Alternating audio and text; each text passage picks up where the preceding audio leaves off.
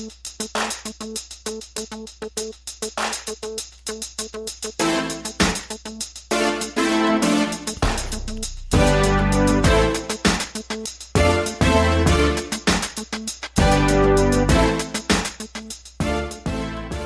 and welcome to the Black Entrepreneur Blueprint Show.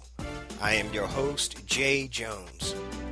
Black Entrepreneur Blueprint was created specifically to educate and inspire Black entrepreneurs to launch, build, and grow successful businesses.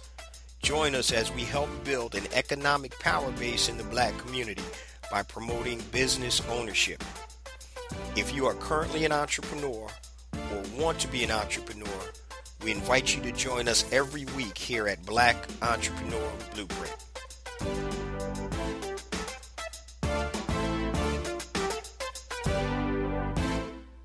Welcome to the Black Entrepreneur Blueprint, episode number 297. I'm your host, Jay Jones, and today we have another outstanding and informative show in store for you. Now, today's show is going to be a little bit different, family, so it's actually recorded, and you can actually watch my interview on YouTube by just going to YouTube and typing in Black Entrepreneur Blueprint. Make sure you hit the subscribe button and look for episode number 297. And today's show topic is how to effectively pivot your business for maximum success. And I'm going to be interviewing Mr. Elijah Tyson.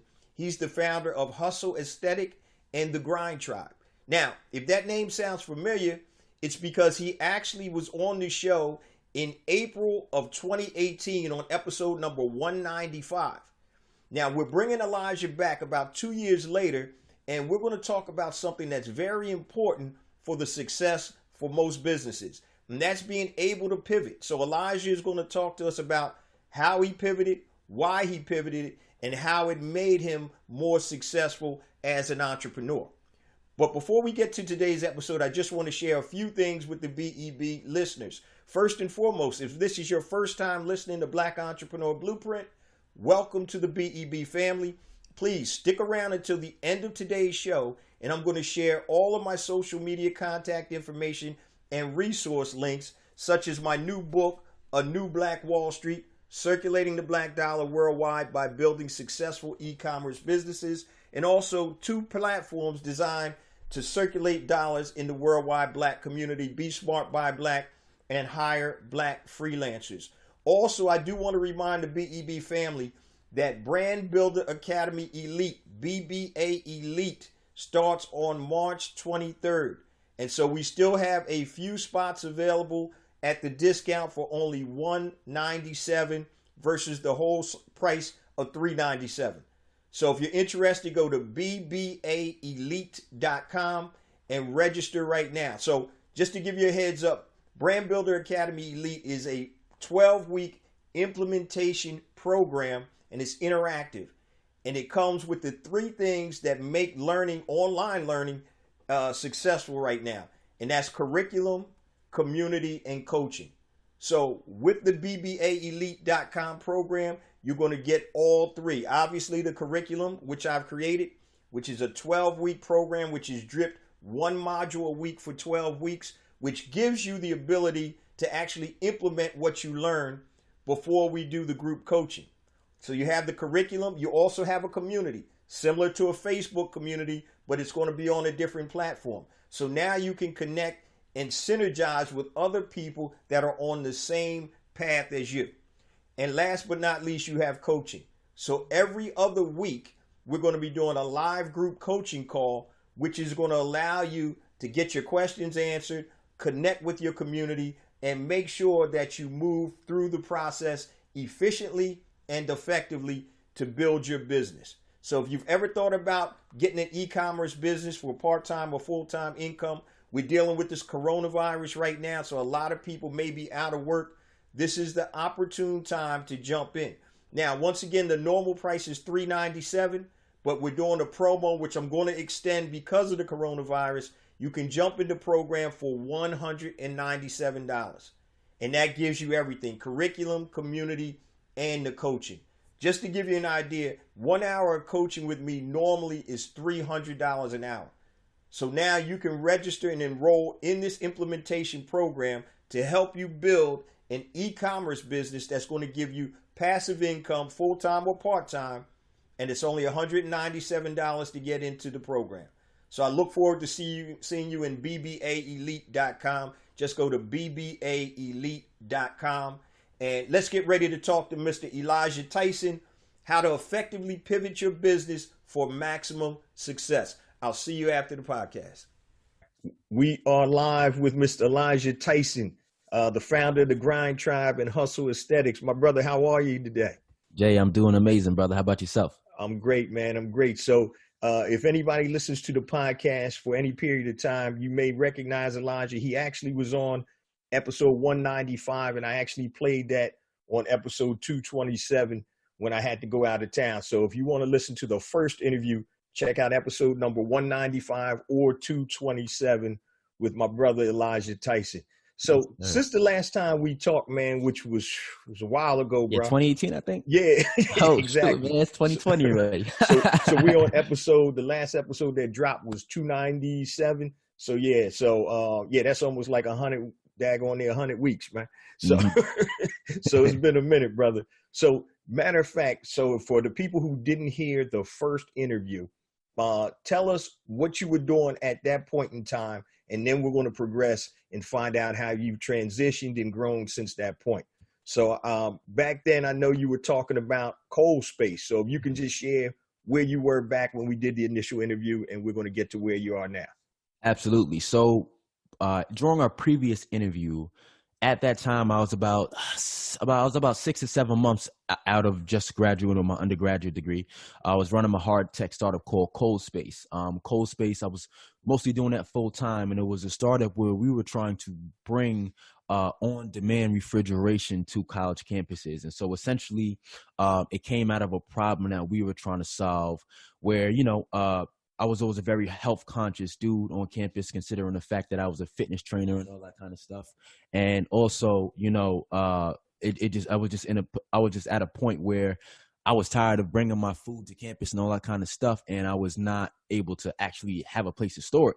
And so one day I was walking past these vending machines, and I was like, man, it would be great if I could walk past a vending machine that actually wasn't trying to sell me food, but actually could sell me a little mini refrigerator space to store my food. And so that's kind of where the inception of the idea came about. And so, we were pitching, doing a lot of campus entrepreneur business competitions at the time. When we got enough money, we had enough startup money to say, you know what, after graduation, we were going to actually try to tackle this thing on and rock with it. And so that's kind of where we was at. At the same time, I was in the midst of also running my online fitness coaching business, but that was more of, I would say, the thing that paid the bills at the time. That wasn't the main gig. We were really focusing full time on building a hard tech startup. And so, yeah, that's where I was at, man. All right. So what happened with that? Because when we talked before, I mean, the idea was I still think it's a terrific idea. And I know you had been doing some beta testing and doing a lot of contests in terms of trying to get funding. What did you find from the prospective investors, and what type of feedback did you get? And why do you think you got that type of feedback? Yeah, absolutely. So one thing, we learned a lot in the process of running that startup. The startup is a very, very high speed game. And so you're working against the clock for funding. You're working against the clock for proof of concept. You're working against the clock for product development.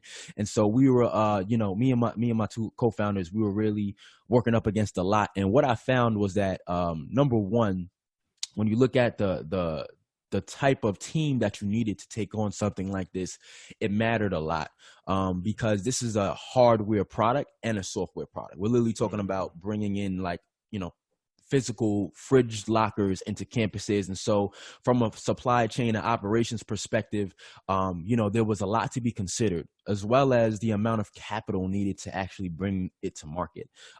It was definitely an idea that we didn't underestimate the amount of capital needed, but even just to get our first, just to get this product into our first couple of beta customers and beta universities, it was a lot.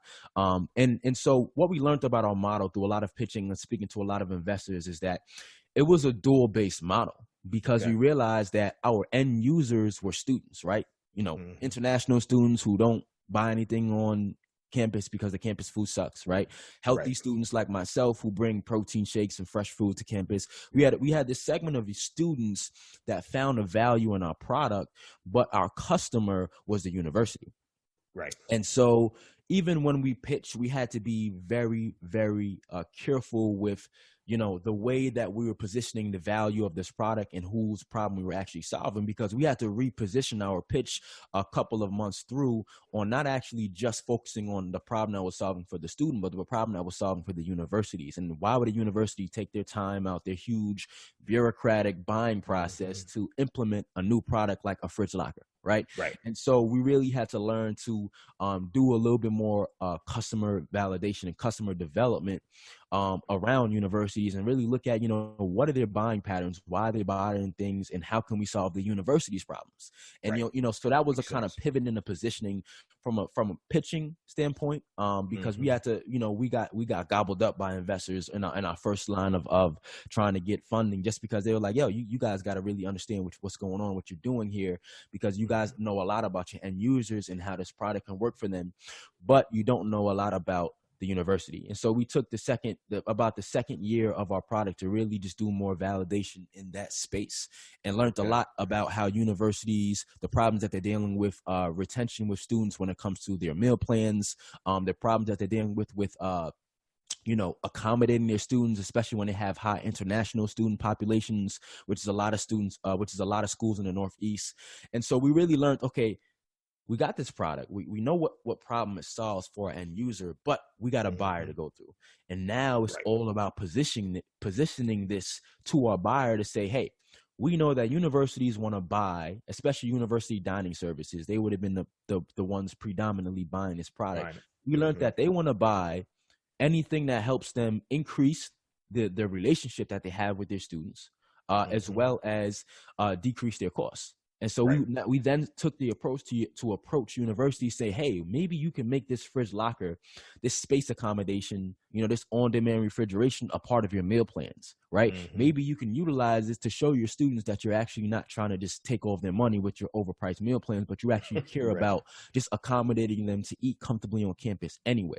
And so we really learned to reposition our product, not only for the end user, but reposition the value for the buyer, because again, we were dealing with a lot of moving parts in bringing this thing to market. And so it was an amazing journey in learning how to get both of those ends of the perspective, talking to universities, reaching out to universities, learning how to get through the gatekeepers and get the right guys on the phone and just tell you the information that you need, but also staying close to one end user and being like, hey, as a student, how would you like to pay for this? As a subscription, as part of your meal plan? Where would you like to use it? How often would you use it? Where are the major pain points that this is solving for you? And so I would say that was like the major point that in which we learned around how can we position a product for the buyer? How can we position this product for the people who are actually writing the checkout for us? And then be continuous with that in the way that we're communicating. Because we realize that, like, a lot of these dudes, like, they love the product, they love the idea. It sounds very novel, but a lot of people are confused at the end of this pitch. And so, we took the second half of the runway running the startup to really refocus on, our customers, the people who are buying the product. Gotcha. Now that makes a lot of sense. And this is one thing I always talk about, especially the new entrepreneurs. Until you get into the game, you're not going to know what's going to come up. You may have some ideas. And, obviously we all think we know, not that we know everything, but we think that we have everything covered, the bases covered. But a lot of times you'll get questions and things shot at you and you'll be like, man, I didn't even think about that. Yep. So that's part of the process. Now, I wanted to ask you real quick, because I know we talked off air before about trying to get some venture capital. And I know when you guys were doing a lot of these venture capital contests that you guys were coming in like second and stuff like that.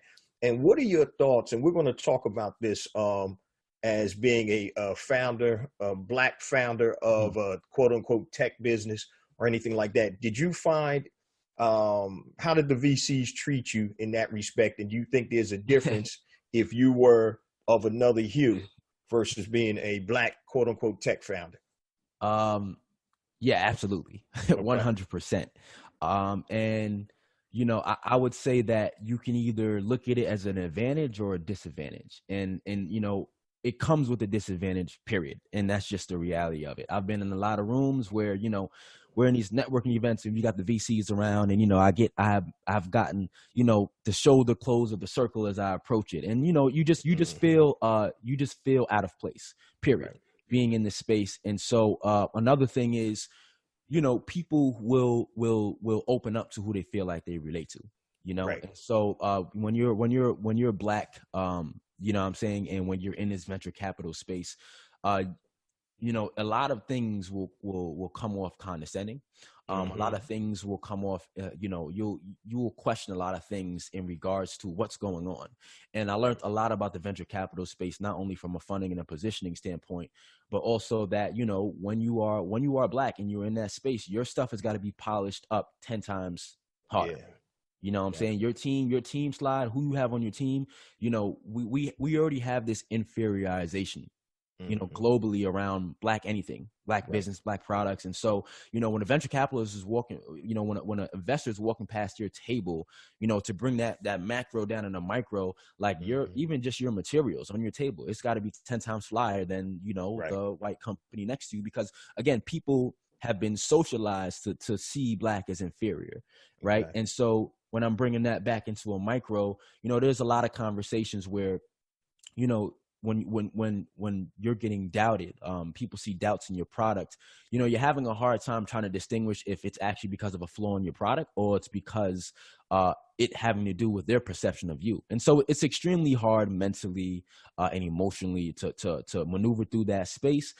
But then again, you can pay attention to that and you see it as a disadvantage, or do what I do is see it as an advantage. And so, one of the advantages is always, investors invest in you, not your product, right? Because your product could change, your product could pivot. They're putting their money into the team. They're putting their trust into you. And so part of that's going to be your story. And being that, I would be the first member of my family to actually explore this high growth startup space. I utilize that chip on my shoulder to speak to the passion that I have for building this product. Right. And so, authenticity always wins. And so I would say that I definitely sort of utilize that to leg me up in being able to pitch, with my stage presence, which my passion about this product. But in the venture capital space, man, there's so many different nuances that go on when you're trying to work a deal, when you're trying to get your foot in the door and get in a room, even get a conversation with people that, just from your ability to relate with them to who and who can, validate you and what these guys are about. I've had a lot of people, get deals over me that had a product that did not solve a problem and did not have any revenue. We had a product that we got implemented on a university public campus. We were post revenue. We were actually selling the product to students. We had proof of concept, but even in that notion, there were still questions to be arised, which were normal about our product and our ability to execute, which is with any startup. But, I couldn't sit there and lie in front like it didn't have a lot to do with, the white kids the white dudes are the ones that are really dominating in this space. So people automatically auto default to, this, because they look this way, they may be more successful as a startup. My team was specifically me, and my two co-founders. They were both brown. One was Arab and one was Indian. And so, we were a full minority team. And so again, there were a lot of disadvantages associated with that, but always utilize it as an advantage to try to leg ourselves up and try to tell ourselves that, we just got to work 10 times harder. We got to move 10 times faster. And so, yeah, man, that's kind of like a whole nother conversation. Venture capital, we're going to get to that later on in the interview. It's politics, it's all different types of stuff associated with that. But great. It was definitely an interesting space to be in. It taught me a lot about handling certain situations and how to really maneuver in a space where, you got to depend on other people to get you what you need. Definitely. And it's funny with my background, when I was a former financial consultant or stockbroker back then, financial consultant now, and I used to deal with a lot of IPOs, being at one of the major wirehouses. And some of the things, when we saw a company that we didn't think was, how did this company go public? And we'd always say, man, this thing doesn't have any legs. But once again, it's the connections and who and all that. Yeah, Oh, I know you go and I'm looking at some of these companies now, some of these e-commerce, not the platforms per se, but some of these e-commerce companies and digital media companies that, like you said, have no revenue. It's a Right. concept, but Mhm. they still get the financial backing, Yes. hundreds of millions of dollars to go out here and see if they can make this thing work. And so, yeah, the playing field, man, I'm telling you, has always been unfortunately leveled against us. And Right. anytime we have a level playing field, we always exceed. You know what I mean? Yes. Succeed and exceed. The problem is we don't have a level playing field on most things. So when it comes to sports right now, we usually have a level playing field, see what's happening in sports. Right. Now that needs to transition over to business and, like politics and things of that nature. But that's the deal. We're always working from, unfortunately, it seems to be a disadvantage. But we're going to talk later in the show how you can turn that quote unquote disadvantage to an advantage. Mhm. So let me ask you real quick, man. It looks like, or it sounds like, that you made a pivot in your business. Yes. And so, because I know when we talked off the air before, you said that, the cold space thing, you need to go and do what's really inside of you and get Mhm. that message out. Yeah. So how did you make that pivot, or what made you make that pivot, and to what are you doing right now? Yeah, that's a great question, Jay. So I made two major pivots. One was to pivot out of the cold space and venture capital space.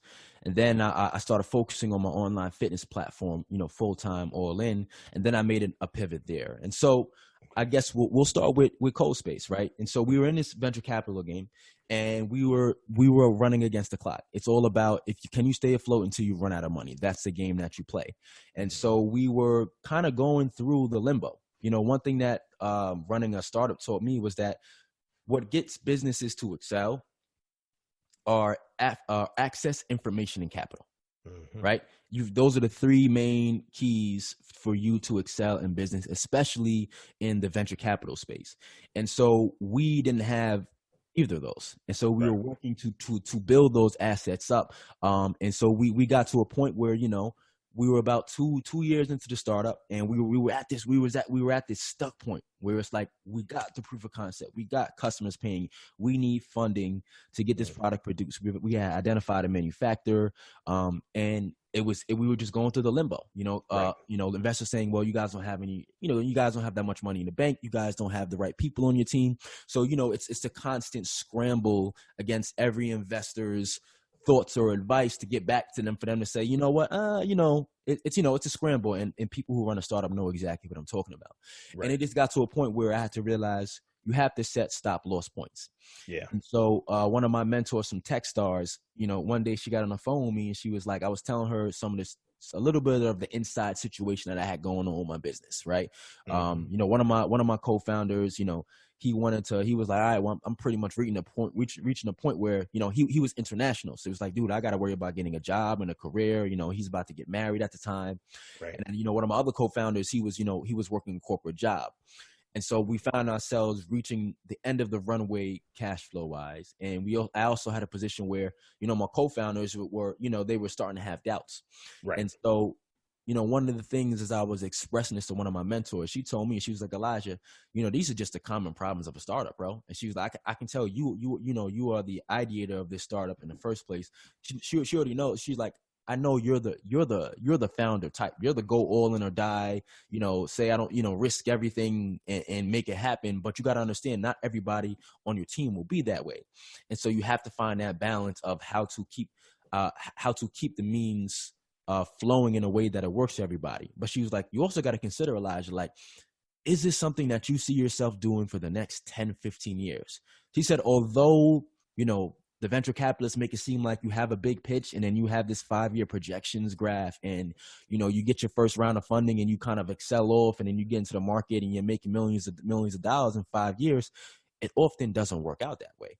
Right. And she was like, you got to ask yourself deep inside, is this something that you're so passionate about that you're willing to continue building this company for the next 10 or 15 years? And after she told me that, it kind of put things in the retrospect for me. Mm-hmm. And I was like, it kind of brought me back to your episode, Jay. I always go back to your episode, Pinpoint and Monetize Your Genius. And I was like, well, damn, this is a great idea. It definitely has an opportunity for profitability. Right. But am I am I extremely passionate about this product and bringing this product to market?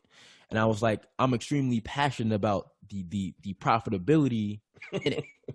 Right. But Exactly. I wasn't necessarily extremely passionate about, creating fridges and bringing them to college campuses. And so I said, I went to my team. I said, you know what, guys, we're going to put a stop loss on this. And if we don't reach a specific amount of funding and resources that we need by a specific point, we pull the plug. Because we all know that we have lives to live. We have other ventures that we may come across that suit us better. And it's just a decision that you have to be able to learn how to make as a startup founder. Otherwise, you might end up being one of those crazy guys who could just never give it up, never Right. know when to move on. And so we continue to work and press forward, but we came to that point where, again, we were just extremely underfunded. There was no logical or possible way that we would be able to get to our next milestone without the correct amount of funding. And it was like, okay, well, we can take money out from a bank, but am I willing to take that risk on myself for this high risk of a startup? Right. And that, again, boiled back to my passion about the startup. And I was like, no. And so, we kind of decided to put the idea on the back burner for the moment and kind of see where is the right timing for a product like this to arise. Because sometimes it's not even that the fact that you don't have a good idea or a good proof of concept, it's just market timing. Right. Exactly. And so I said, you know what, guys, we're going to put this on the back burner. We're just going to keep an eye on how universities are moving and what they're investing in, because this is a great product, but maybe it's just not the right timing. And at that time, I'd also just found the calling in me personally to start focusing more on my wellness business, because that's where my passions and my skills were intersecting and were aligned. And so that was the first pivot. And so I said, okay, cool. Now I'm going to go back into my wellness business. I'm going to take it full time. And, my wellness business was around coaching entrepreneurs, right? Being able to look at the problems that entrepreneurs have, the problems that I could relate to, not having enough time, not really being able to prioritize your health, and give them a roadmap to success and coach them through that roadmap. And so what I started noticing was that, when we go into this coaching space, Jay, and you're choosing your niche, so they say, I had an issue, because I'm like, there's all different types of entrepreneurs, and I run an online coaching business. And one of the huge parts of running an online coaching business is your culture.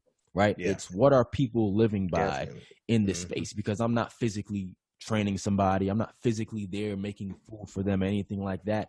And so I said, well, I really want to lead people in this space. I really want to create something that's scalable, but I'm coaching everybody right now. I was coaching entrepreneurs. I was coaching people outside the entrepreneur space, different types of entrepreneurs. And I kind of had no culture, and I was really just trading my time for money. It wasn't scalable at that moment. And so then one of my other mentors, he told me, Elijah, if you're going to be an online fitness coach, just understand that your job is to call people out on their bullshit. Now, if you cannot relate to their problems, it's extremely hard to call them out on their bullshit, because you can't relate and they can see that. Right. And it really hit home there. And he was like, you want to be able to choose a niche in which you can show up to fully passionate about, and really understand that you can build something, of this matter for the next 10 years. Exactly. And so that's when I actually made the pivot in my coaching business to only coach men, and only coach men of color who were entrepreneurs. And so that was sort of the second pivot. That was the pivot in my coaching business. And, since then, man, it's been amazing. It's been amazing to be able to I wouldn't really say I made that decision based off of anything to do with color or race or ethnicity. I just simply said, I want to coach people who I can truly and live in when I'm coaching them on a daily basis, but also coach people who I can understand, who I truly understand their problems in and out. Definitely. As an upcoming entrepreneur of color, I can understand your problems in and out, because I am an upcoming entrepreneur of color. And so, with that came a really just a great ascension in the way that I market, a great ascension in the way that I coach, and a great ascension in the way that I create community. And, once you can build a system around those things, you can have something that's truly scalable. And so that's kind of where I'm at right now, bro. Yeah, see, that's pretty cool. You had mentioned some imagery when you were talking about venture capitalists. When you walk in, their shoulders were closed, right? And you couldn't get in that circle, right? So now when you're walking into a room now, be it on video or whatever, you're comfortable, because you are the avatar of who you're coaching. You know what I Absolutely. mean? So it's no facade. You don't have to put on a different face. You don't have to do anything different because you're being yourself. And like you said, I think once you have, when you're just yourself and you're true to who you are and who your customers are, Hmm. people can see that. Absolutely. They can definitely see it. One of the things I wanted to roll back a little bit was when you talked about knowing when to fold them, right? So as entrepreneurs, when you start a company, it's like your baby. It's like, oh, you breathe life into it now. You're feeding it at night, 2 a.m. Yes, You know what I mean? You're sir. giving up everything you got for your business. So let me ask you, how tough was that for you to just say, you know what, this isn't the right time. I got to move forward. Was that a tough transition for you, or were you at the point where you were just ready to move forward anyway? Tell us a little bit about that. It was a little bit of both, man. It was a little bit of both. I had told myself no matter what, I was gonna make that start. I was gonna have that startup, the startup that made me a million, that made me a millionaire. Mm-hmm. That changed the path of the way that generational wealth was created for my family. And Right. so it was a lot of ego that was involved with personal ego and personal battle that was involved with letting it go, in regards to the fact that I told myself, no matter what, I'm going to make this happen. I was working so hard. Right. But also, with that was learning how to detach from my ego, my emotion, and my babe. You have to detach from looking at this thing as a baby and looking at it as, what do I really want? Exactly. What do I truly want in life? And I realized that, as you say, Jay, one of the most amazing things is to wake up and work at the intersections of your passions and your talents. Definitely. And what you explain is the genius zone. And I was like, I want to be happy. I want to build a business that I'm happy building. Building that startup was not making me happy. I was burning myself out. Every single day, I was just like battling all these different levels of self-doubt. I was battling, the chip on my shoulder with being a black guy in a tech space. And, it was hard. Like, Yeah. most people won't talk about it, but I'm an extremely conscious guy.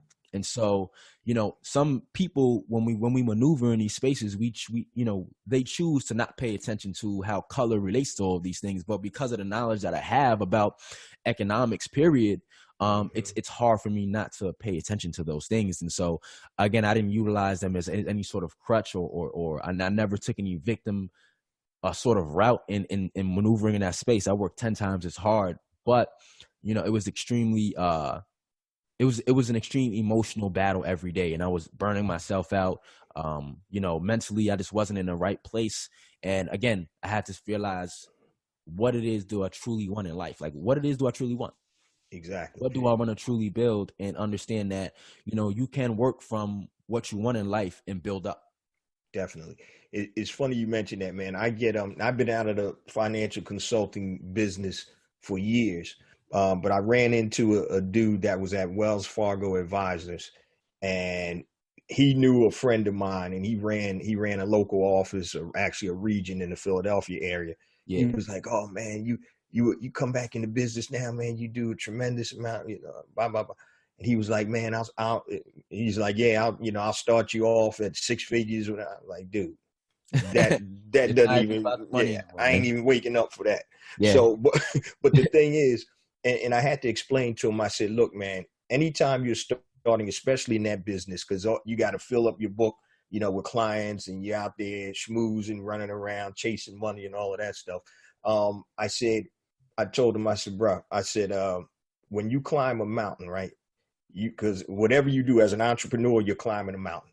As whatever you try to venture to in life, it's going to be a struggle unless you're just undershooting, Right. whatever your objectives are.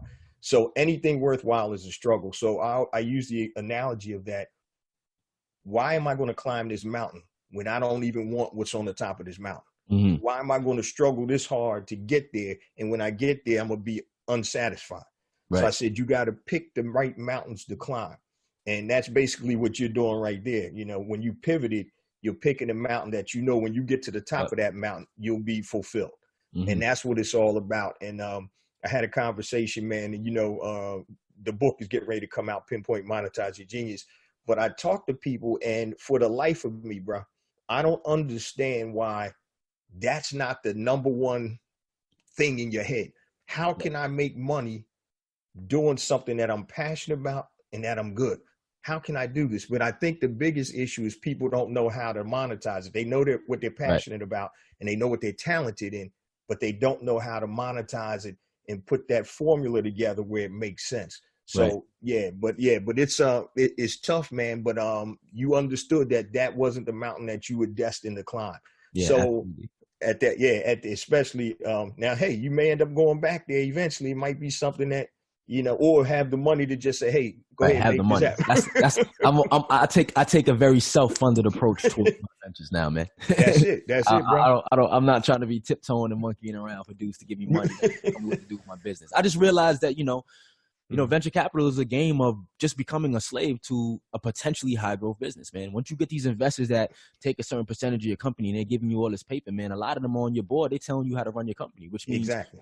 the culture that you thought you could create and the way that and the product that you thought could help, really change people's lives, it begins to become more about profit. It begins to become more of something that you didn't want yourself to be a part of, and now you're just stuck a part Exactly. of it. Right. So again, man, that venture capital game taught me a lot of different skill sets that allow me to really power through and running my coaching business now, just because I had to learn how to monetize very quick. Right. I had to build a product that never existed physically and monetize it. And so it taught me a lot of skills around sales, a lot of skills around product development, around lean product development, which is you don't always have to have your product finished to be selling it, and all these different kind of things, man. But Jay, one thing I would say is my experience. I always say that this is the great thing about being a coach, right? Nobody can replicate your experiences. That's right. Right. And so in my experiences running in venture capital for 2 years, I was always around people who, number one, did not look like me. So it was a very lonely experience. And also, number two, did not give a damn about their health. So it was a very interesting experience. And so when I decided to go back in my coaching business, I did customer development the same way I did on my startup. Because I was like, I'm not the typical fitness trainer out here. I don't just sell you a plan and tell you what to eat and tell you what to work out. I sell a lifestyle. I help elevate your standard of living, and I lead and I coach you through that. But I was like, what is the true problem that I'm solving? Right. And I was like, the problem that I'm solving is not that these entrepreneurs are like, dude, I need a workout plan that doesn't take any time. It's like, with the niche that I'm working with, these dudes are young and these dudes are upcoming. The problem that I'm solving is a level of self-doubt that they have about themselves. Right. The problem that I'm solving is what happens when you're burnt out and you're not taking care of yourself and you feel like you're losing in business and you feel like you want to quit. And I just started to just really understand my tribe a lot more and connect their problems with my experience and really understand that, again, as entrepreneurs, Jay, we're problem solvers. That's You it. know what I'm saying? As a fitness coach, I'm solving a problem. I'm utilizing fitness and fitness and health as a vehicle to solve it. But I'm solving a problem that upcoming Black and brown entrepreneurs who grew up and learned in school that everything that was ever made that was any significant advancement towards society or civilization was made by somebody that was white, right? I grew up thinking Jesus was white. That's a whole other conversation. I know. The lack of representation, man, we can't act like that doesn't play a part in our self-efficacy in this game of entrepreneurship. Definitely. And I realized that when I was in that space, I was burning myself out. I was telling myself every day, like, yo, there really aren't a lot of dudes like me in this game doing this. Maybe it's just not meant to be. Maybe I'm just not cut from the cloth to do this. And I realized that that's a problem that a lot of upcoming, entrepreneurs that look like me are dealing with, and so that's the problem that I truly solve in my coaching business is elevating not only your body, but your mindset. Like, because at the end of the day, as a Black entrepreneur, me and you both know, Jay, we can't afford to not operate at our highest physical and mental capacity. Gotta have it. Like, we all heard the story from moms growing up that you got to work 10 times hard as a person who doesn't look like you to get what they got. And what I realized is that while that same story that we tell ourselves becomes a strength, it also becomes a weakness. Because that's the story that I was telling myself when I was in venture capital, and I was just, even as a fitness trainer, I was fitness trainer on the side. I still wasn't really keeping up with my health, with my mind. I wasn't eating right. I was kind of just like, yo, I was balls to the wall. This is what you got to do. And what I found is that I was burning myself out. And when I was burning myself out, I couldn't come to the table all in. Exactly. I wasn't mentally there all the way. I was battling all these different things and emotions and constraints, and I put a constraint on myself. And so that's what I Definitely. realized. Like, this is the problem, that I don't want anybody to have to go through this in the business, because this is what can put you in a position where you fail. Man, and you hit it right on the head, man. It's funny because there are a lot of these business gurus out there that talk about, oh, I only sleep 3 hours a night. I work 21 hours a day. And I'm like, Right, if now maybe you have that ability to, I don't have that ability, right? right, I right, need to get me at least good 7 hours. And right. if I get six, I'm good. Seven, I'm real good. So my focus is, and I forgot what the parable or the fable was, but it was, I was telling my youngest or my oldest daughter this. I said that rest is very important for Absolutely. your productivity. Mm-hmm. So have you ever stayed up all night studying or something like that? Then you get to the test and you're like, oh man, I'm just ready to get through the test. Yeah, You're yep. not, you're mentally not firing on all your cylinders. And so there was a fable. I forgot. My grandma used to tell it to me all the time, and I forgot. I'm probably gonna mess it up, but it was about two dudes that was sawing a log, right? Mm-hmm. And one dude, all he was doing was focus. He was hustling, Mm-hmm. sawing that log. While the other guy, who wasn't as big and strong as this guy, what he would do was he saw the log for 15 minutes, then he go sharpen the log. I Mm-hmm. mean, sharpen his saw. Come Yep. back, and he take time out to sharpen, and he ended up winning the race because he Yeah. took time to take care of the tools Yep. that were going to make him successful versus the other guy that was just, I'm just going to put in this work and I'm not going to stop. And I'm Right. like, yeah. Right. And so I was like, yeah, you have to take time to take care of your body, your mind, your spirit, everything, to be at the highest or function at the highest level Mm-hmm. as an entrepreneur or just in general. Yeah. You know what I And mean? Jade, I always say that in regards to those type of things, context matters. You know what I mean? And Yeah. so, one of the things I learned very quickly when I was in venture capital was a lot of the I had a pretty I had about 5 or 6 mentors or advisors on the startup team. And what I learned to quickly realize was a lot of them were just, old white dudes who like to hear themselves talk. They would come and they would tell me they believe in us, we're doing a great job, but they wouldn't really be trying to sponsor us and connect us in the right rooms. They were just dudes who had a lot of free time and wanted to hear themselves talk. Right. That was the reality of it. And so when I go into this space and I see these different gurus and thought leaders, a lot of them have a lot of great things to say, but I always say you got to take things with a grain of salt. You know what I'm saying? Definitely. When Gary Vee was back saying that you need to not be sleep, you need to only be sleeping 2, 3, 4 hours a night. That's who I was I'm talking like, yo, about. I'm like, as a black man, I need my sleep and I need my meditation, bro. I'm sorry, That's it. I can't get with that. I can't Exactly. get with that. You know what I'm saying? Yep. When Grant Cardone is telling you to go sell away, but he's not talking about professionalism or learning Exactly. about your customer, again, I can't get with that. And so I always say, take these things with a grain of salt. And there's not to say that these guys don't have different adjuncts of what they're saying that are great and are very useful and very Right. valuable, but it's all about context. Because again, what are the things that come in the way of us excelling as business owners is access, information, and capital. And That's so it. when we start with a lack of capital and then we start Mm-hmm. getting information that is wrong, and we're struggling to get access, our information holds up a lot of weight.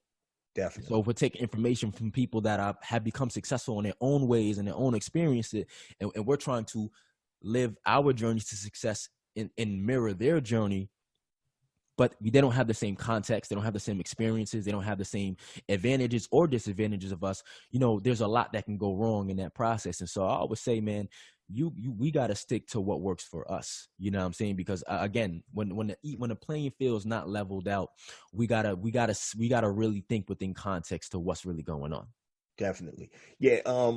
Now it's funny speaking about, some of those gurus and some of the things. That's a great point, guys, in terms of thinking about where the content, where it comes from, the Yep. context rather of the conversation, because everybody's experiences are different.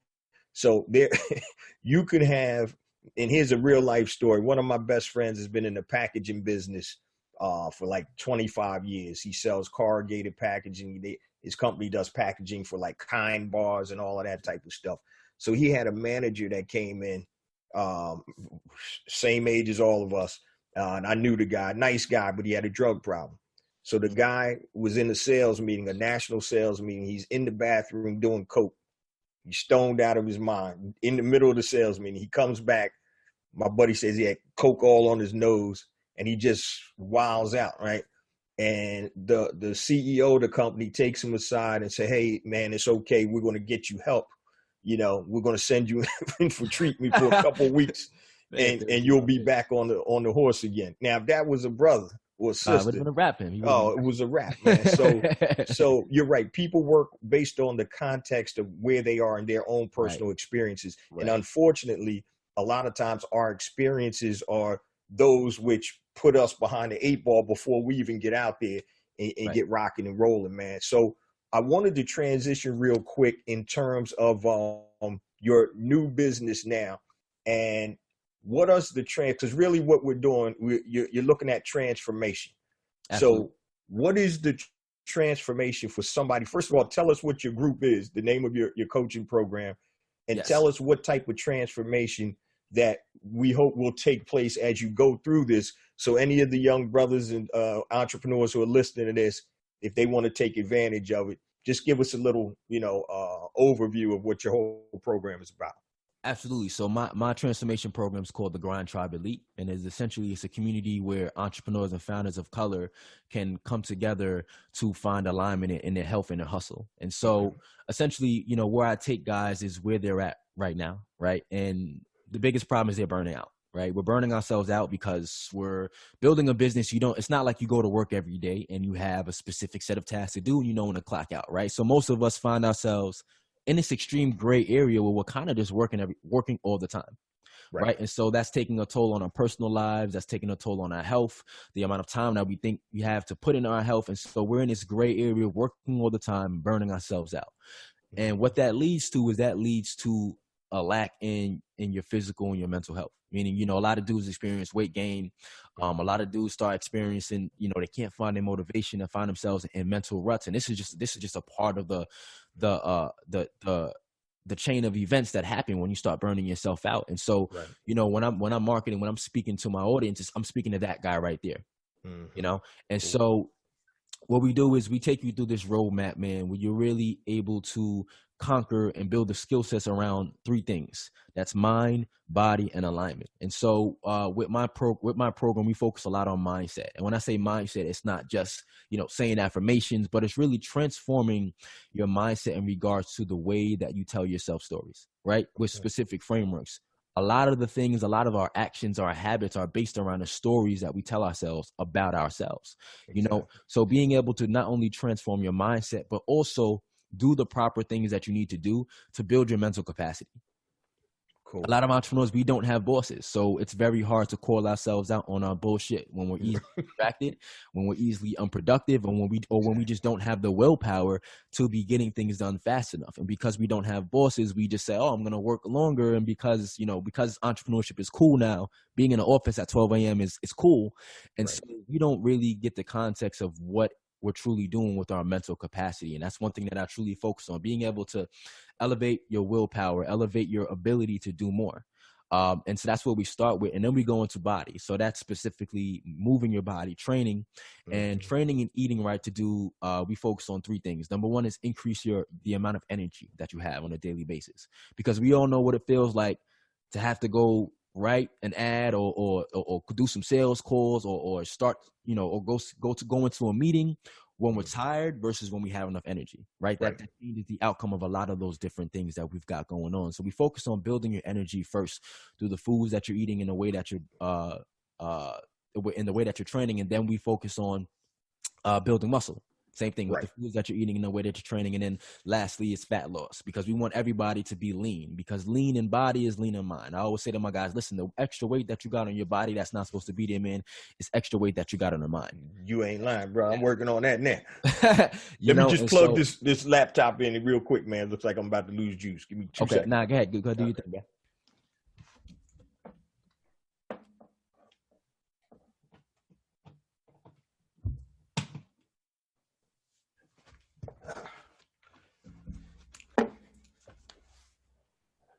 Sorry about that, bro. Yeah, that's one of the snafus when you going live. But, nah, it's okay. All right, I'm sorry. Go ahead, man. Finish that up. Yeah, so we have mind and then we have body. And then lastly we have alignment. And alignment is the most important thing. I've been saying for a very long time that balance doesn't exist, but alignment does. And so Right. when you're an entrepreneur, especially a young entrepreneur, you know what I'm saying, 25, 35, 40, you know, it's hard to sit here and say, okay, between life, family, relationships, business, you know, social life, I can have all these things just kind of sit up on the same level of balance. It's just Right. impossible. That's just the reality. Alignment is something that I came across when I was really trying to figure out how to prioritize my life, right? And I realized that it's not necessarily about balancing these things, man. It's about finding that flow. It's about finding that harmony, and that all brings you back to what your values are. Right. You know, I have a lot of friends that work corporate jobs that's making six figures, and you know they on social media living it up, brunching every weekend, turning up, and that's fine with them. Right. That's totally fine. There's nothing wrong with that if that's your lifestyle. But for me, I know what my values are, and I know why doing those type of things don't fit within alignment of where my values are. So now I don't necessarily feel like I should have to balance those things. And so alignment is where we say, okay, here's the reality, bro. You're inconsistent with staying in shape, and you're inconsistent with, you know, eating the right things that make you look good and feel good. Why? Because you feel like it's just hard to balance. You feel like you're just too busy. You're all over the place. But once I take you through my roadmap and I change the identity of you, what you see in the mirror and what you tell yourself, and you really can actualize your values, you're going to see why working out, you're going to see why eating the right things directly relate to what's important to you. And when you know what's important, you make sure that you make time for those things. Definitely. And it's that simple. It's just the level of intentionality. It's the level of creating the right environment for yourself that's needed in order to get and stay in shape. You know, creating a lifestyle has nothing to do with your diet or your workout plan. It's about, are your values in line to the point where getting your ass up, going to the gym or training or eating the right things is something that you make non-negotiable. A lot of people make, whatever their form of worship is, prayer, non-negotiable. Why? Because it's because they know how that falls in line with their values. Exactly. And so my job is to say, okay, dude, we got a problem here. You're burning yourself out. And if you continue to burn yourself out, you're going to continue to allow yourself to get washed up by the hustle, man. You're going to be waking up in the mirror. You're going to be looking in the mirror, not liking what you see. You're going to be facing doubt. You're going to be lacking your self-confidence. What is that going to, forget everything else. What effect is that going to have on your business, man? How are you going to show up to business if you can't show up for yourself? Right. And so being able to, again, get them to make fitness and nutrition and the right things that they need to be doing, not only make it easy for them and make it easy to do, but make it something that's non-negotiable, right? Make it a part of their values, because a lot of us don't do specific things that we need to be doing towards success, period, because we got our values all messed up. Jacked up. Yeah. So it's almost a form of behavior modification. Absolutely. And again, it's not easy. Most people will tell you, you just need the right program and the right nutrition plan or shake or detox or whatever to get in shape. And I'm like, no, you don't. None of that shit matters. Exactly. The reality is you're changing your standard of living for yourself.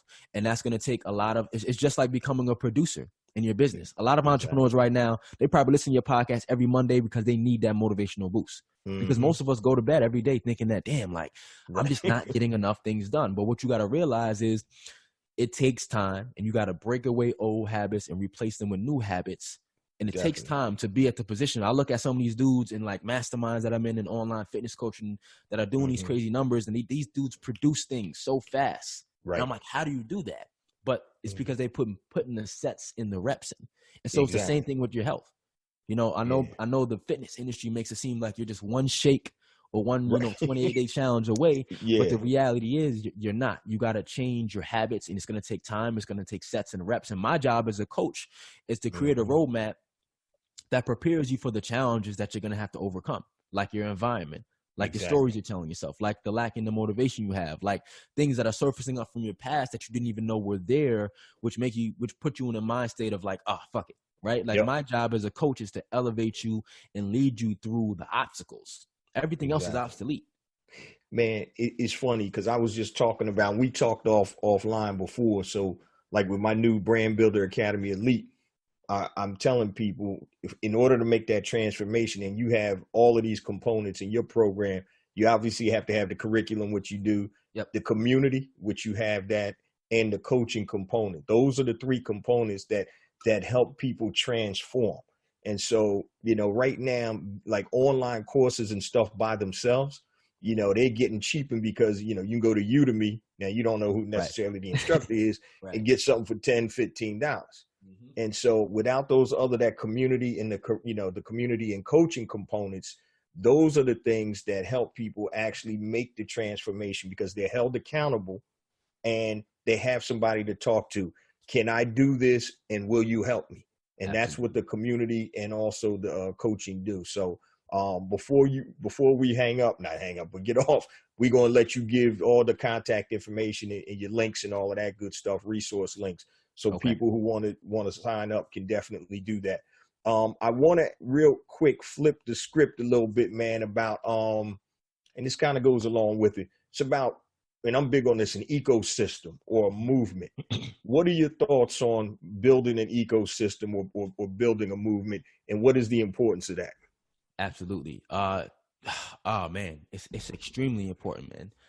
Building a movement, again, it again ties back to what your experiences are in life, right? And so when I look at what I'm building, if that same mentor from Techstars were to come back and ask me, Elijah, can you see yourself building out a community where you help minority entrepreneurs elevate their health and mind for the next 10 years? I would say absolutely. There you right go. And so when it comes to building an ecosystem and community, that's what allows you to, number one, from a business perspective, create scale, right? Because when you build the ecosystem and a movement in a community, the market could change. Like you said, man, information is obsolete now. The perceived value of information has become lesser. That's why you can get courses on Udemy for $10, right? Exactly. And so if you only got information to give people, you become commoditized. But when you have a movement, and when you have a movement that allows people to reinvent their values in life and their standard of living and the way they see or perceive certain things, now you've got something, again, from a business perspective, that you can create products and services around. You can create events around, all these different kinds of things. But for me personally, man, I look at it as this holds home to me, Right? Because what I'm doing is I'm leveling out the playing field for young upcoming entrepreneurs through their health, right? Definitely. Through the health and through elevating them and leading them and coaching them through this new standard that we're creating here in my community. And so that's something that stands close to my why. It doesn't only stand close to my experiences, but I know that I'm doing something for the world that is going to make it a better place. I know I'm doing something for my community that's going to make it a better place. That's going to elevate these guys' lives. I've had dudes that have been through my program and they're literally making more money with their business at the end of my program because they got more energy, but they got more confidence, but also they utilize the same tactics that they tell themselves when they don't feel like going to the gym to hack their mindset when they don't feel like figuring out what's wrong with their funnel or their product or whatever it is they got going on in business, whatever challenges they got. And so when it comes to building a movement in an ecosystem, man, if you're in the online space, especially if you're a coach, if you have an experience in which is worthy of building a movement out of it, 100% do so. That's your brand. My brand is not my brand is not my workouts. It's not, my nutrition. My brand is my movement, and I'm going to stand by that movement. I'm going to live in that movement for as long as I'm going. Yeah. And so being able to create that from a business and a personal perspective, but also what it's doing for your community and your customers is an amazing thing, man, because people want to feel like they're part of something. Definitely. It's like most people fall off a training or nutritional program just because we're people. We life gets in the way. But when I feel like I'm a part of something, well, I'm a part of a new set of values. I'm a part of a new standard I'm setting for myself. And so I'm gonna work to continue to be a part of that, to continue to ascend myself in this specific movement. Because here's why it relates to me. Here's why it's important to me.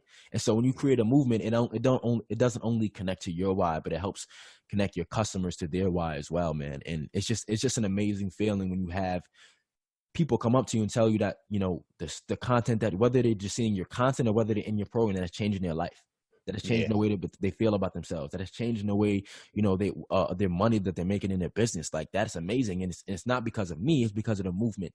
It's the movement that I'm leading them through. And it's crazy, man, because when you get that type of confirmation, especially when you're doing or working in your genius zone, as we talked about, then you get that confirmation that just gives Yes, you sir. the extra boost. Yo, I'm on the right track. I'm doing what I'm supposed to be doing. And not am I only making money, but I'm helping people transform in the process. And when you can get to that point, man, that's what I tell people, man. When you're living in your genius, it's like no other. Yeah, it's going to be hard. You're going to have trying times, just like any other business. But what you're doing is you're being true to yourself, and you're being true to what's inside of you, Yep. and you're sharing that with everybody else on the outside and helping them move from point A to point B. I wanted to flip back real quick, man. We had talked a little bit about race. And we talked off air before. I did an episode, my episode 211, to be or not to be a Black-owned business. Yeah. That is the question. So my question to you is, when you decided to make this pivot with your business, did you say, I'm going to embrace my Blackness, or I'm going to run away? I know what you did, because I know who you're talking to, but what was the thought process? Because I know when you were doing your training and your coaching, you had people of all ethnicities, ages, absolutely, and things of that nature. So when it came to embracing your Blackness, what was the thought process of using pro-Black as part of your business, or not to use being pro-Black? Absolutely. So one thing I would say, man, is that pro-Black is just a cherry on top. I had a lot of dudes, hit me up asking, hey, man, do you go through any problems, selling to your people? I feel like sometimes when I sell my people, they doubt me, and I said, listen, man, if anybody's doubting you, man, it's because you still need to build skill sets in marketing. You still need to build skill sets in scales, and not scales, sales. And so you can't leverage pro-Black as the only reason people should buy from you. That's just a cherry on top. Your product, your customer service, the way you communicate your message, and the value that you have is what you need to focus on in your business. Pro-Black is just a cherry on top. Pro-Black is just, it's just that extra level of confirmation from somebody as to why they're so happy to purchase from you. Right. And so that's one thing I would say for anybody out there that's kind of struggling, figuring out why they can't potentially sell to their own people. Don't focus on the fact that it has to do anything with us, because we buy. It has more to do with your skill sets in marketing, your skill sets in sales, and your skill sets in actually having a product of value. But one thing I would say, man, is that when I decided to pivot to pro-Black, pro-minority, but specifically pro-Black in my coaching business, it was more because, again, we are paid due to the level of problems that we solve. And so I know the problems of a Black entrepreneur versus an entrepreneur who is white, majority of times differ. And the deeper I can connect to, and the deeper I can relate to a person's problems, the more value I can create in solving them. Because again, creating a solution is creating a roadmap to help them get there. Right. And so with the coaching business, I was like, well, I can only go surface level with the problems of an entrepreneur who hasn't experienced the same things that I have. And so I didn't make that decision based off of being, I want to sell to my people. I made that decision based off of, I know I could create more value in my business when I can talk to people I can relate to. Well, let me ask you this, in terms, on the flip side, playing the devil's advocate. How about for the people that say, well, man, and I get this question too. How about for the people that say, hey, I'm a white guy, I like your program. Can I join, or why can't I join? What do you say to that? So again, my program's not discriminatory against anybody, but through my marketing and through my culture and through the way that I market, marketing for me is this rule by Seth Godin. It's all about exclusion, if you think about it, because I'm marketing by not just demographic and ethnicity, but also like the psychographic. Right. And so, when I say in my marketing what I just said in this show, bro, do you feel like when mom told you when you was younger that you got to work 10 times as hard as a person who doesn't look like you, that that you got to work 10 times as hard as them? Like, somebody who's white is not. They're not going to relate to that. That's not something being told in white households, to be honest. And so, through my marketing, I make it apparent that this is a community of entrepreneurs of color. I'm not discriminatory towards anybody, but we just have a specific culture and a specific movement that it solves a deeper problem for entrepreneurs of color. Exactly. And again, for me, that decision was all about solving a deeper problem. But also, one day I was talking to one of my friends who's also a coach in the fitness space, and she was like, she was like, I feel like there's a lot of authenticity in yourself that you're not really bringing to your platform. And I was like, what you mean? I was like, she was like, Elijah, I know you and I know your story. I know where you come from. I know how you got into entrepreneurship, which is something I never really spoke about. And she was like, do you feel like you're truly bringing your full authentic self to your community? And I was like, at the time, that's when I was still kind of coaching everybody. And I was like, no. Right. And I was like, to be honest, like, I'm afraid I'll be judged. I'm afraid if I'll be judged if I tell people, I got into entrepreneurship through selling drugs when I was in high school. I don't know. I felt like I would demonize myself. You know what I'm saying? Right. But when I speak that to the people that I can relate to and then I'm solving a problem for, they only relate to me more. Like, dude, like, I have a lot of dudes that's like, wow, bro, like, I had a dude that I just signed to my program. He did like a 5-year bid. He came out. He's been running this service-based business for like the last 5 or 6 years. Totally changed his life around. And he was like, bro, when I seen your ad on Facebook, man, bro, you spoke right to me. Like, I was sold right there because I know you can relate to me and I know that you can relate to my problems. And so, I would say a lot of it, again, had a lot less to do with just me being pro-Black. It was more to do with, again, how much value can I create in this business for the experience and how can I relate to the experiences of my constituent, but also how can I show up in my business? That's it. You know what I'm saying? Like, I deal with problems every day as an entrepreneur that, that a lot of times have to deal with, my race, whether it be trying to dig through different opportunities, go through the bank to get loans and get good, all different types of stuff. You know what I'm saying? And so, like, I share those problems with my community. Yeah, see, that's big, man. Because it's funny. I get people reaching out all the time. Can such and such would be great for your show, and they may be white, or they may be Asian. Good stuff, good quality stuff, but that's not the focus of my show.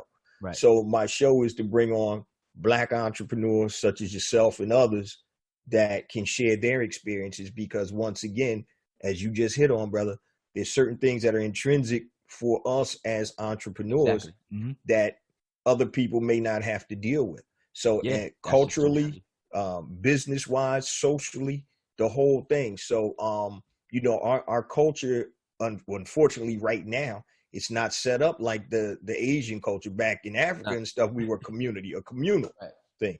So the land was communal. Nobody owned the land because the land was communal to feed everybody.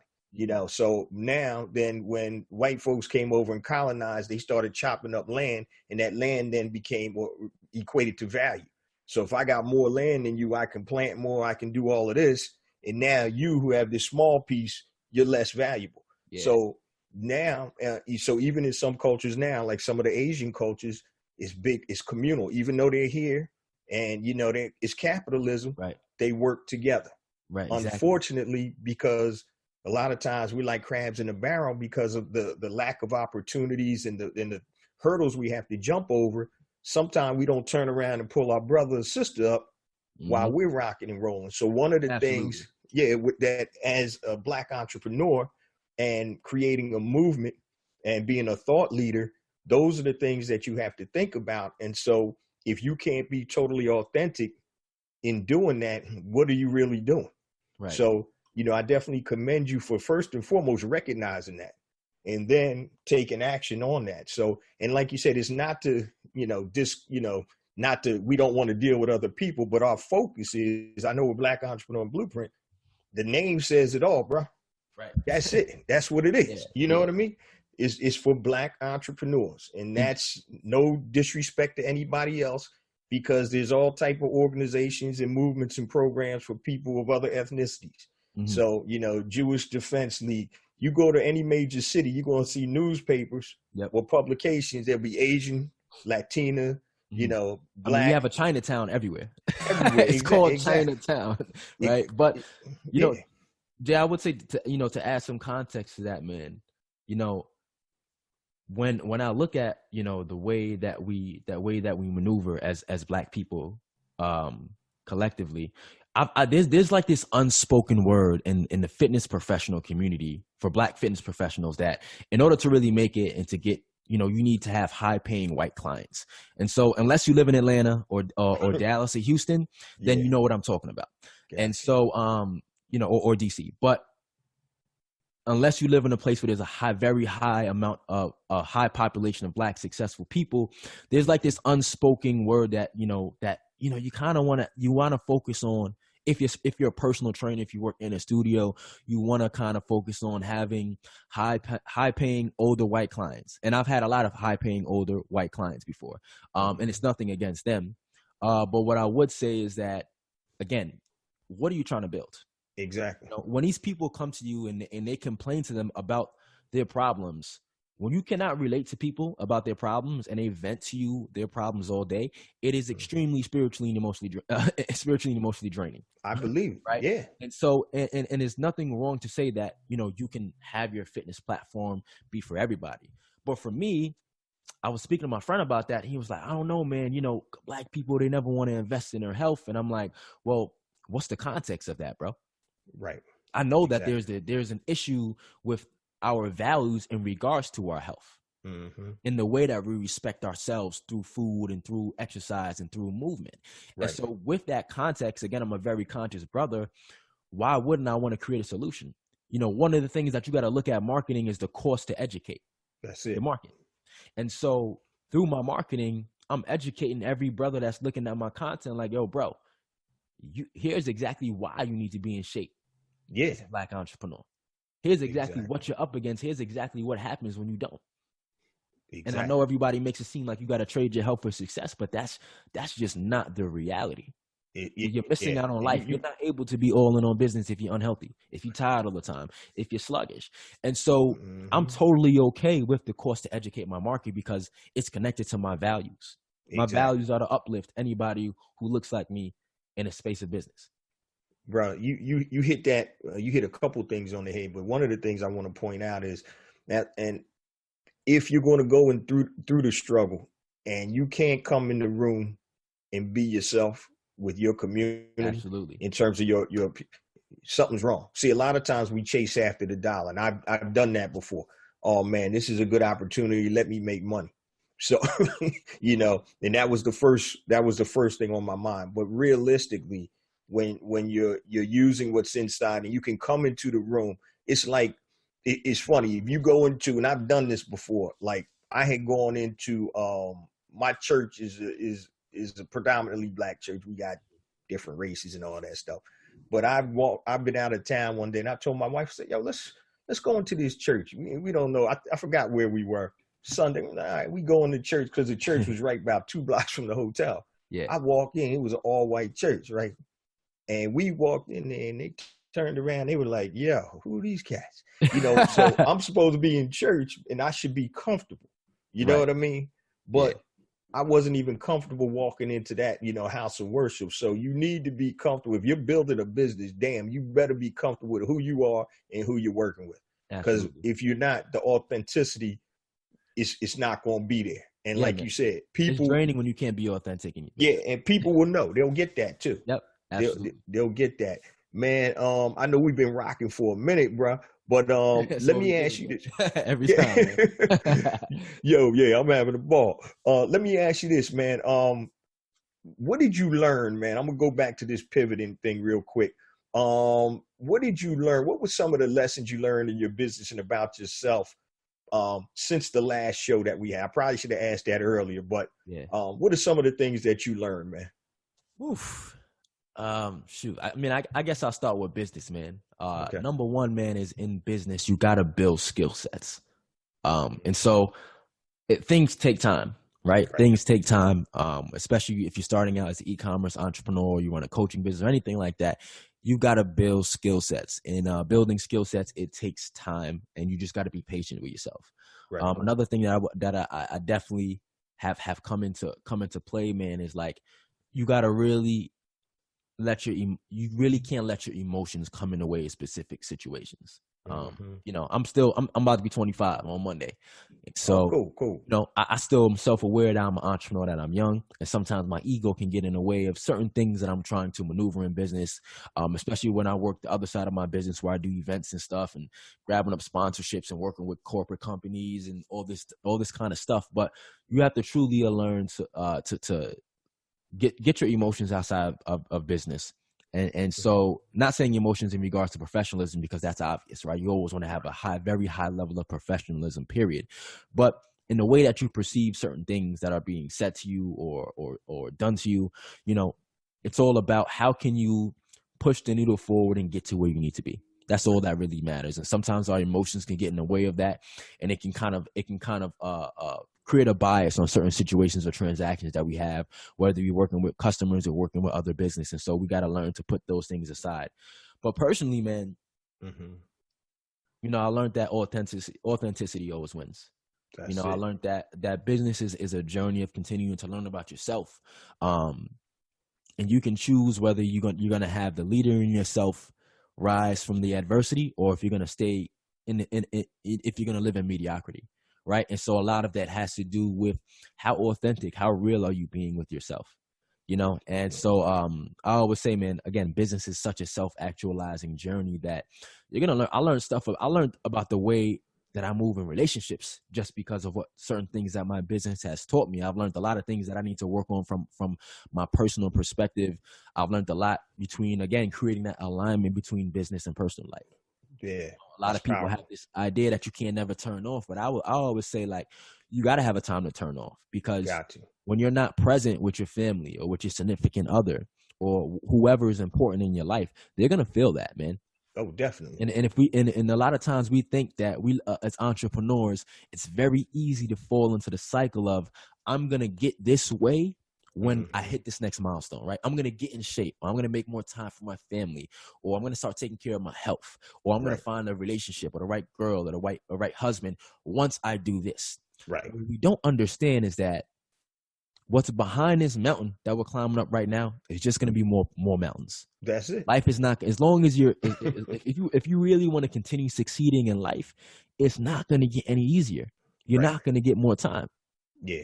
You know what I mean? And so your mindset around time, your mindset around quality and presence with the things that matter most to you in life, you got to learn to separate those things from just being on in a business all the time. Because if not, again, you can easily fall into the rut of being a person who's just always in business and never in life, never always living in business and never living in life. Yeah, can't separate it. Yeah, you know. So I think for me as a young guy, I don't got any kids yet. You know, I don't have any major constraints, so I have every excuse to just push it all the time. You know what I'm saying? But I do got to realize at times that I am a son to a mother, to a father.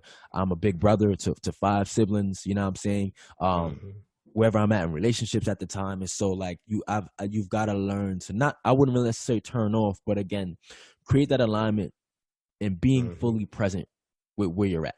Yeah. Whether it's be spending time with family or in the business. You know what I'm saying? You could be learn to build the skill set of being present, because when you are a business owner, I would say that's not something that you just do. It's like you have to have a certain level of skill set to not open your phone and directly click that Gmail button.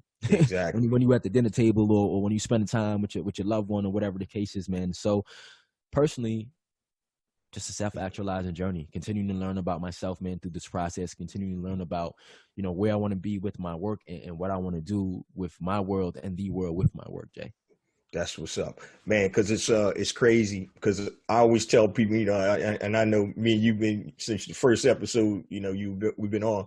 We've always connected. I was like, yo, Sunday I normally don't do any business unless I'm like way behind on something. That's my day where I just decompress. You know, my phone will be on, but I rarely look at it on Sunday. That's because I'm like, yo, if I'm grinding 6 days a week, you know, I need one day where I'm just going to chill. And it's funny. And I had to learn the hard way, man. When my youngest daughter was born, man, I was grinding like crazy, man, going in 6, 7 in the morning, getting home 7, 8 at night.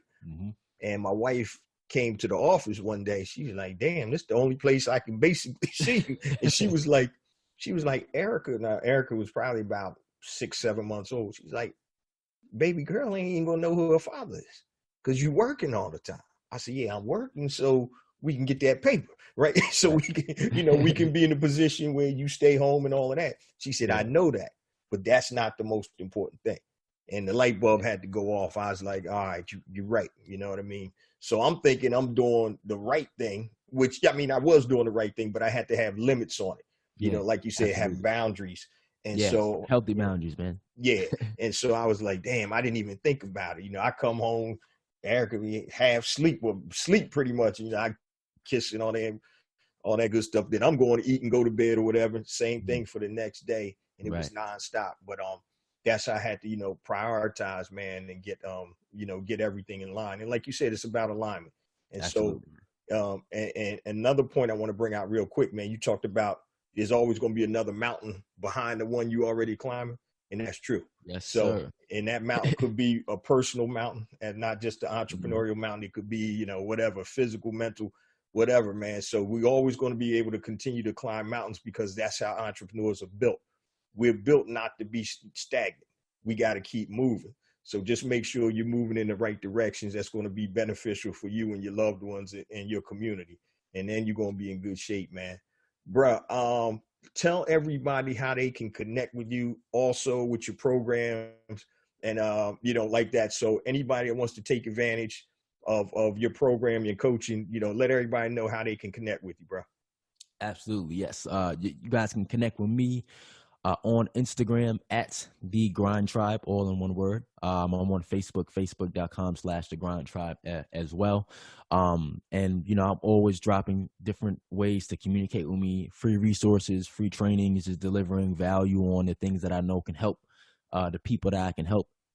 And more importantly, for everybody listening, I know I just dropped the social medias and handles and all that stuff real quick. Mhm. If you're an entrepreneur right now and you putting in that work and you feel like it's not moving the needle forward as much as you need to be, I want you to understand that you are capable. I want you to understand that you are competent, and I want you to understand that you are worthy of success. And in this journey, you're gonna brush up against the obstacles, against the challenges that's going to put you in a position where you're gonna judge yourself. And what I would say is that self-doubt is the killer of success for entrepreneurs, especially entrepreneurs that look like us. And I just wanted to send a message of inspiration to everybody, anybody listening that may be going through it right now, struggling in a mental rut. Self-doubt is the killer of success for us. And so if you can learn to find that certainty, and as cliche as it sounds, trust that process, right? Trust that process, put in the sets and the reps, Mhm. then you're gonna win. I always tell people all the time, dude, I ain't losing no weight, dude, because you gotta build some muscle first before you lose the weight. Right. Muscle is a Hemi to the calorie burning engine. When you put a Hemi in a Chrysler, Yeah. it burns way more gas Mhm. than a stocked out Chrysler. Right. Right. Right. You know what I'm saying? So that's what muscle is to fat, but it takes time to build muscle and lose fat. That's Right. that's like the tipping point. And Hmm. a lot of us, we expect to sometimes see that tipping point just come in XYZ. But we got to pay it forward. We got to put the reps in, and in that time, just have that level of certainty within yourself. Trust your process. Believe in yourself as much as you can, because we can't succumb to the self-doubt. We can't succumb to the mediocrity of just starting and stopping. And so I just wanted to share that along with my social media handles, man, and leave everybody with that as That's well. what's up, bro. Hey, man, is there anything that I forgot to ask you, or that anything else you wanted to share with the BEB family, man? Sometime when we go through these interviews, we just chopping it up, and there may Yeah, be yeah. something that I didn't get to that you might want to share. So I don't know if there is. If there is, please do so. If not, you know. Um, Yeah, man. Again, just for everybody to keep on going, man. We're all in this fight together. You know what I'm saying? We're all striving for success together. Context matters. And of Definitely. course, on my note, if you are an entrepreneur, if you are a Black entrepreneur, any entrepreneur really that's listening right now, understand that you do not have to trade your health for success.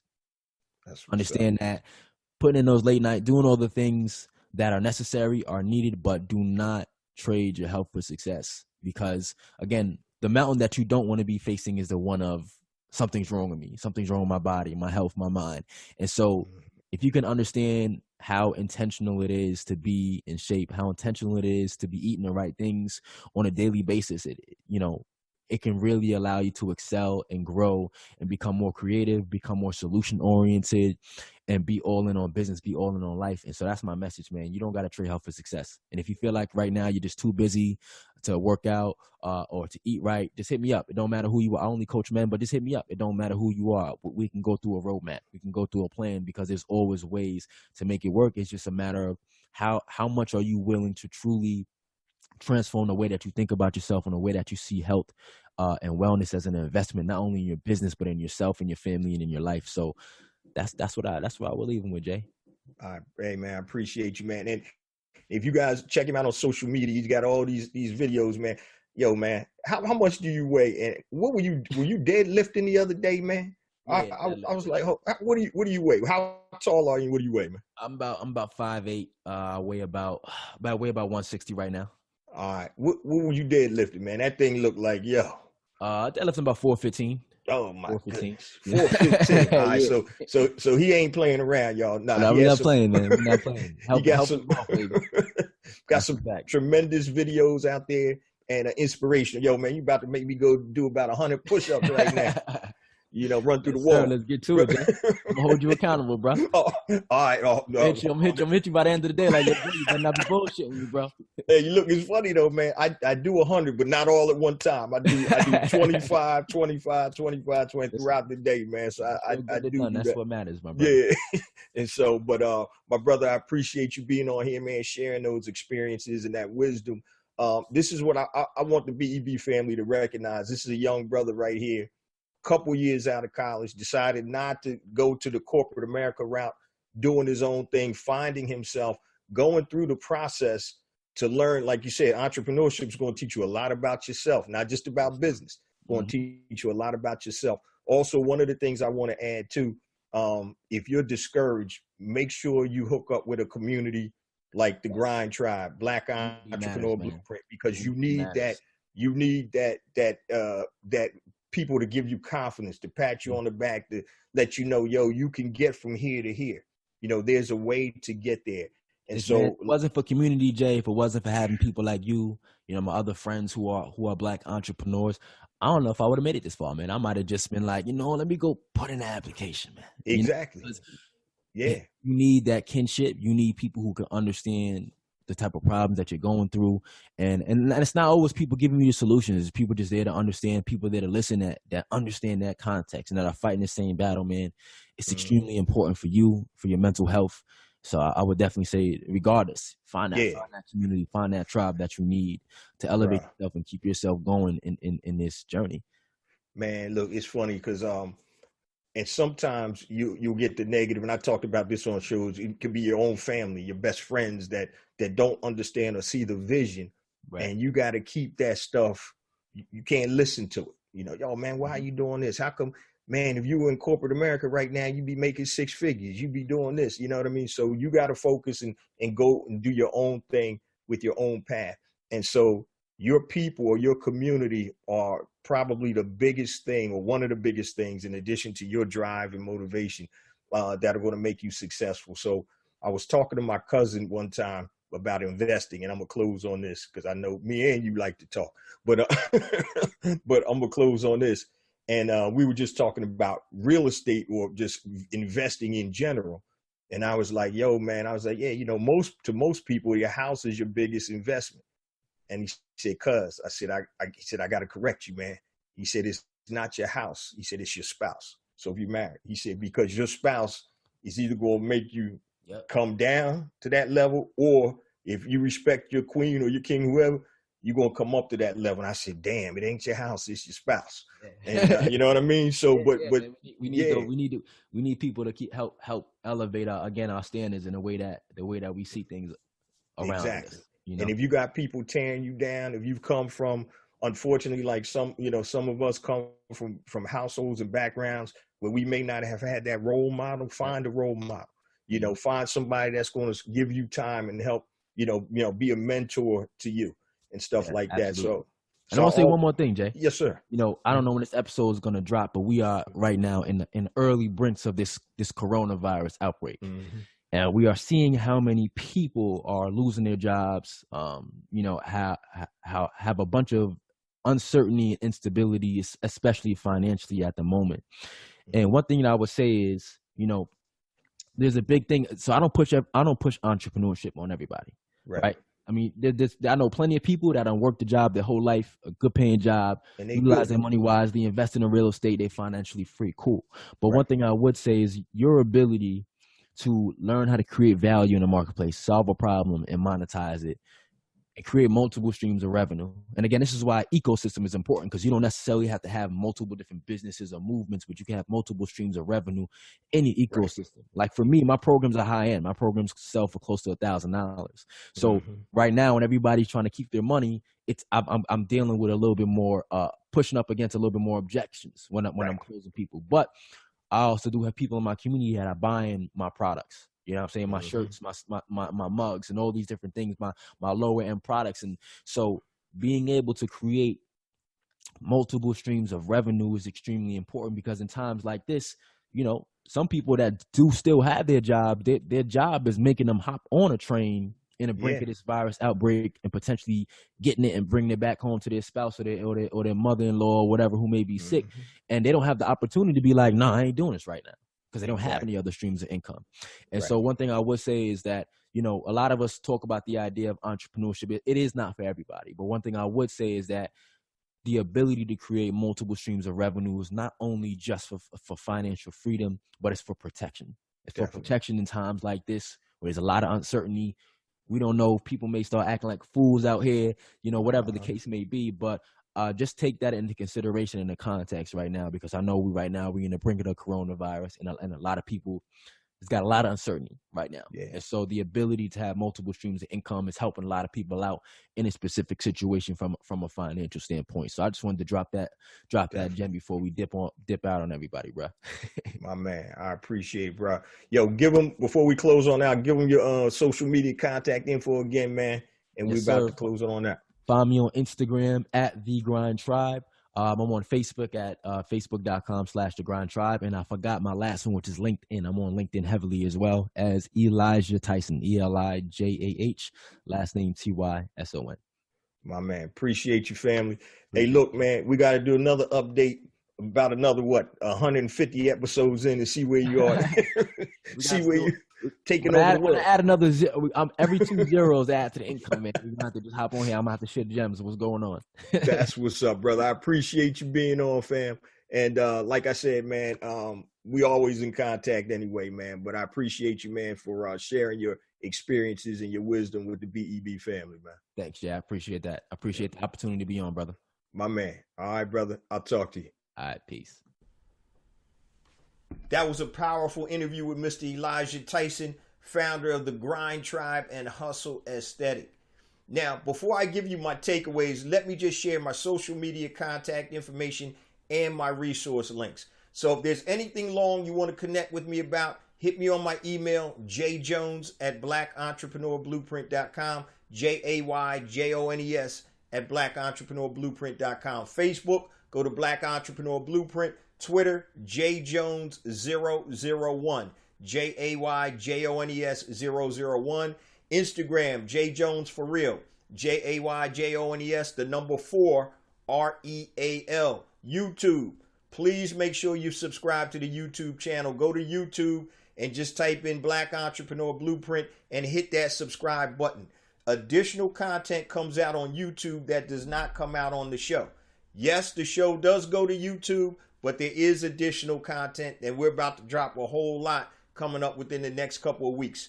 Also, LinkedIn, go look for J Jones, Black Entrepreneur Blueprint. Connect with me on LinkedIn. And also, if you want to be included in the BEB text line for special notifications and reminders, text BEB to 555-888. BEB to 555-888.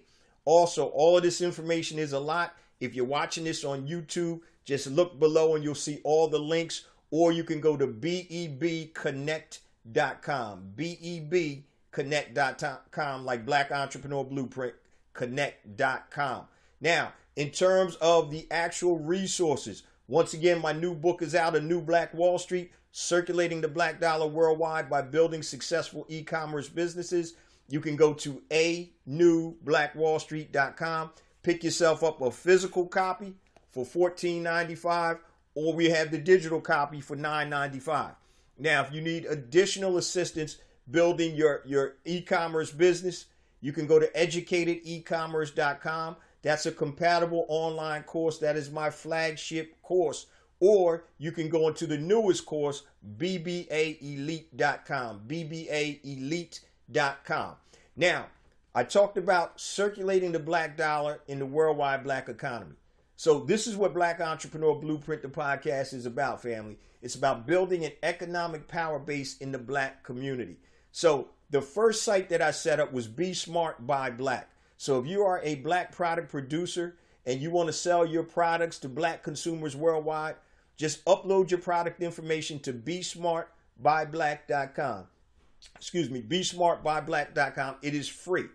So you can upload it there. Now, if you are a freelancer and you do anything like on Fiverr or freelancer.com, just go to hireblackfreelancers.com.